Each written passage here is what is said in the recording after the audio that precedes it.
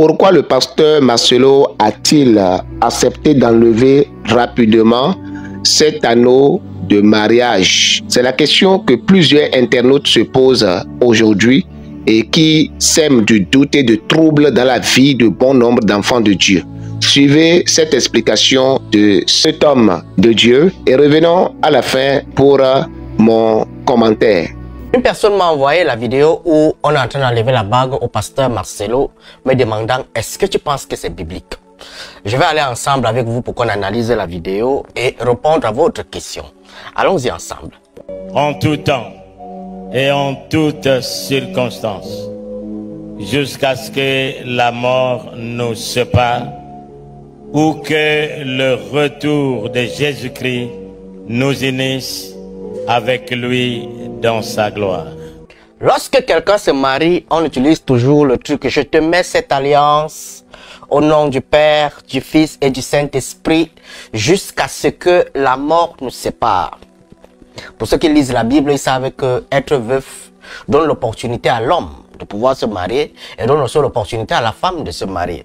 Et l'amour, c'est quoi? L'amour, c'est que je t'aime et le mariage, c'est jusqu'à la fin. C'est jusqu'à la mort. Ce qui veut dire qu'à un certain niveau, il n'y a pas le mariage au ciel. Le mariage, c'est sur la terre. Pasteur Marcelo, ici, donc, était marié avec son épouse sur la terre. À l'heure actuelle, elle est partie. Le problème qui se pose ici, pour beaucoup de personnes, c'est qu'on a très vite enlevé l'alliance et on a enlevé ça en public. C'est vrai. Pasteur Marcelo, c'est pour ça que j'ai dit aux gens que les affaires de Marcelo doivent se parler en public. Parce que c'est un homme public. On a enlevé son alliance en public.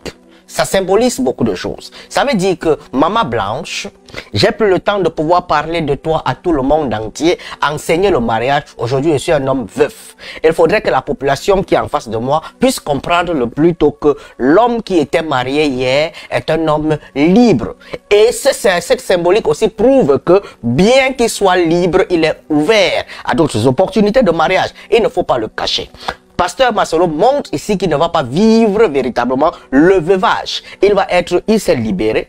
Il a compris que la Bible dit que jusqu'à ce que la mort nous sépare. La mort les a déjà séparés. C'est biblique, c'est un enseignement, c'est un rituel, c'est un culte qu'on est en train de faire. C'est juste une symbolique pour prouver que non, là où j'étais là, j'étais avec toi, je me suis marié, mon serment avec toi est fini. Quand on t'enterre, le serment de mariage avec toi est fini. Je deviens un homme libre. Si je meurs là demain, ouais, je vais te retrouver peut-être quelque part devant. Mais on ne sera plus marié parce que notre mariage c'est sur la terre. Donc, madame, vous qui demandez si enlever la bague est une affaire biblique, si c'est recommandable, si c'est un enseignement, vu que le monsieur est prêt à se marier, bon, à un certain niveau, ça c'est cet ensemble de choses-là. Donc faire les choses d'une façon publique, c'est un enseignement. C'est pour montrer aux gens que mourir ne veut pas dire que l'autre personne qui va rester ne va pas vivre. La personne qui reste vit. C'est pour ça qu'on dit aux gens, tant que vous êtes sur la terre, vivez votre vie. Profitez de la vie. Quand vous mourrez, vous ne partez avec rien. On t'a mis dans un cercle, on t'a mis les habits, mais tout ça va rester là sur la terre. L'eau va descendre.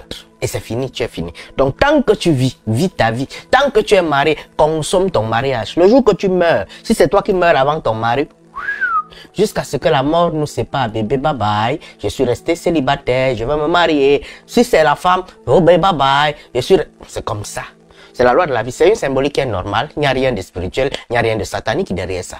Merci. Alors, bien-aimés dans le Seigneur, vous avez suivi. Qu'est-ce que vous pensez? Est-ce que vous êtes convaincu que ce que cet homme vient de donner comme explication est satisfaisante ou vous avez encore d'autres choses? Ne manquez pas de le mettre en commentaire. Mais je voudrais poser une question à toutes ces personnes qui disent pourquoi il a fait. C'est parce que, c'est parce que, c'est parce que. Je voudrais juste vous poser une question. Est-ce que le port de la bague de mariage ou de l'alliance de mariage est biblique? C'est ce qu'il faut vous poser d'abord la question. Est-ce que c'est une recommandation de Dieu? Est-ce que quand nous prenons la Bible tout entière, nous pouvons trouver une recommandation de la part de Dieu, de notre Seigneur Jésus-Christ qui nous dit, quand vous voulez vous marier, vous devez vous porter des bagues. Est-ce qu'il y a un mariage dans la Bible où le Seigneur Jésus-Christ a célébré et dans la Bible en portant des bagues au doigt des mariés? Il faut vous poser aussi cette question avant de venir attaquer le fait d'enlever la bague après la mort d'un partenaire. Pour répondre à cette question, je pense que c'est non. Adam et Ève n'ont pas été mariés à base de la bague. Bien vrai que ce sont les premières personnes que Dieu lui-même a célébré leur mariage sur la terre, mais ce n'était pas à base des bagues d'alliance. Alors, d'où est venue cette manière, cette pratique du port des bagues? Quand nous remontons dans l'histoire, nous voyons que ceci n'est ni une recommandation de la part de Dieu, mais c'était une pratique qui avait lieu dans l'Égypte ancienne. C'est en Égypte ancienne qu'on pratiquait ceci. Et ceci avait une signification. La bague, la signification de cette bague, de cette alliance que les Égyptiens d'alors portaient, avait comme signification l'éternité. Car la bague, dans son cercle, il n'y a ni commencement ni fin. Dans son cercle, c'était pour symboliser que notre union est pour toujours. Et voilà pourquoi les Égyptiens utilisaient le jonc ou le rosseau pour fabriquer la bague en cercle et ils la portaient à l'annulaire gauche comme on le fait toujours aujourd'hui. Pourquoi ces Égyptiens portaient la bague à l'annulaire gauche? Parce que pour eux, ils avaient une pensée que la veine de l'annulaire gauche avait directement de contact avec le cœur de l'homme, ce qui signifie que c'est avec un cœur, avec le cœur, c'est un amour qui vient du cœur. Et c'est pour ça que cette bague a été portée. Mais d'alors, les Égyptiens n'utilisaient pas le fer. Ils utilisaient, comme je l'ai dit tout à l'heure, le roseau et les joncs pour fabriquer cette bague qui servait d'alliance entre eux et leur femme ou leur mari. Et si le fer, aujourd'hui nous avons les bagues en fer, en or, en bronze aujourd'hui, cela est venu par les Romains. C'est au temps des Romains que les Romains ont encore donné un autre modèle, mais toujours le cercle est toujours porté à l'annulaire gauche. Et c'est là que les Romains fabriquaient les fers pour symboliser l'alliance. Alors, qu'est-ce que je peux dire? Je peux dire que c'est l'homme qui a ajouté ceci à Dieu. Et je ne peux pas appeler cela déjà un péché ou quelque chose qui vient de Satan. Non, puisque je viens de définir ça tout à l'heure, le cercle de la bague signifie l'infini, ce qui n'a pas de fin. Parce que quand vous regardez une bague ronde, elle n'a pas le commencement ni la fin. Et c'est ça, c'est ce que ceux-là voulaient de leur amour, de leur union.